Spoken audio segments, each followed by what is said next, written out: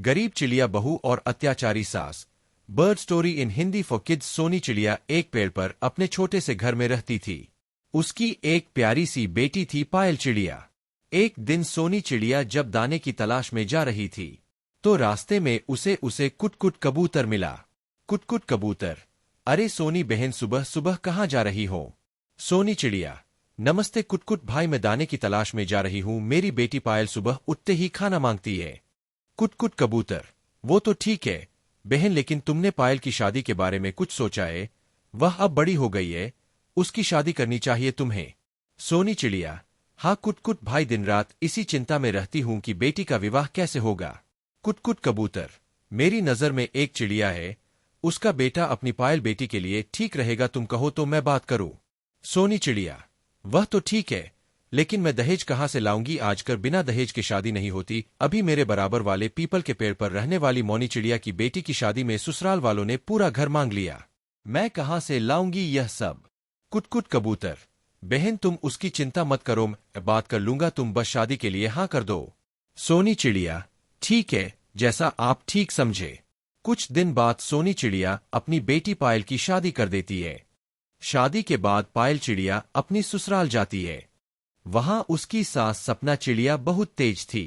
Read also बेईमान कबूतर और प्लास्टिक का घर। Bird story in Hindi. सपना चिड़िया, सुन बहू, तुझे पूरे घर की सफाई करनी होगी, उसके बाद मेरे लिए दाना लाना होगा। तो कहीं जाती नहीं हूं, और हाँ इधर उधर मत घूमना, सीधा दाना लेकर मेरे पास आना। पायल रोज अपने लिए और अपनी सास के लिए दाना लाती, लेकिन उसकी सास हमेशा उसे ताने मारती रहती।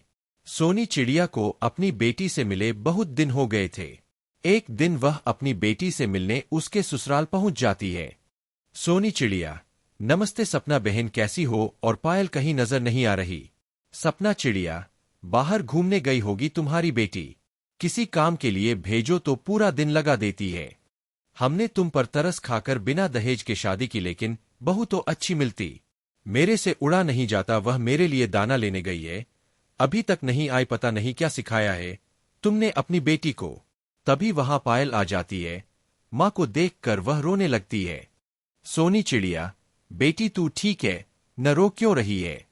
पायल चिड़िया, कुछ नहीं माँ, बस तुम्हारी याद आ रही थी। सोनी चिड़िया, तू तो बहुत कमजोर हो गई है। सोनी चिड़िया, सपना बहन, अगर आप कहें तो मैं पायल को कुछ दिन के लिए अपने घर ले जाऊं। सपना चिड़िया, हाँ हाँ ले जाओ, वैसे भी यह यहाँ कुछ करती नहीं है।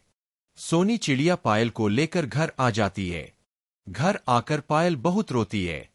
पायल चिड़िया, माँ वे लोग बहुत खराब है, मैं सारा दिन दाने इकट्ठा करके लाती हूँ और दोनों माँ बेटे घर में बैठे रहते हैं, सारे दाने खा जाते हैं, मैं भूखी रह जाती हूँ, कुछ कहूँ तो मुझे दोनों मिलकर मारते हैं। मैं अब कभी वहां नहीं जाऊंगी। यह सुनकर सोनी चिड़िया को बहुत गुस्सा आ जाता है। वह उसी समय कुटकुट कबूतर के पास जाती है। कुटकुट कबूतर, अरे सोनी बहन, बहुत दिनों बाद आई, सब ठीक तो है? सोनी चिड़िया, कुटकुट भाई, आपने कहाँ फंसा दिया, मेरी बेटी की किस्मत फूट गई, उसके ससुराल वाले उसे मारते पीटते हैं, मैं तो उसे अपने घर ले आई। कुटकुट कबूतर, ये क्या कर रही हो बहन, अभी उनकी खबर लेता हूँ। कुटकुट कबूतर उनके घर जाता है। कुटकुट कबूतर, तुम दोनों माँ बेटे को शर्म नहीं आती, खुद घर में पड़े रहते हो और पायल बेटी को मारते पीटते हो, आज ही जंगल के राजा से तुम्हारी शिकायत करता हूँ। यह कहकर वह जंगल के राजा मिट्ठू तोते के पास जाता है, उनसे शिकायत करता है। मिट्ठू तोता दोनों माँ बेटे को जेल में डाल देता है। जेल में बैठकर दोनों रो रहे होते हैं।